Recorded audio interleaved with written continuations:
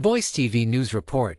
I'm your host, Frank Wise. In a significant show of support for Ukraine, U.S. Secretary of State Antony Blinken and British Foreign Secretary David Lammy arrived in Kyiv today on a joint visit. Blinken's visit follows his trip from London, where he accused Iran of escalating the conflict by providing Russia with THAAD-360 short-range ballistic missiles. He described this as a dramatic escalation in the ongoing war. Ukraine has been pushing for the ability to strike deeper into Russian territory using long-range weapons provided by the U.S. and other Western allies. Schneehel stated, "If we are allowed to destroy military targets or weapons prepared by the enemy for attacks on Ukraine, it would certainly bring more safety for our civilians, our people, and our children." He highlighted the importance of being able to respond to the increased use of missiles by Russia, including those supplied by Iran, to ensure the safety of Ukrainian citizens.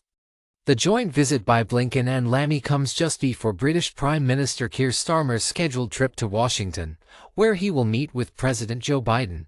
It's expected that Ukraine's request for long-range strike capabilities will be a key point of discussion.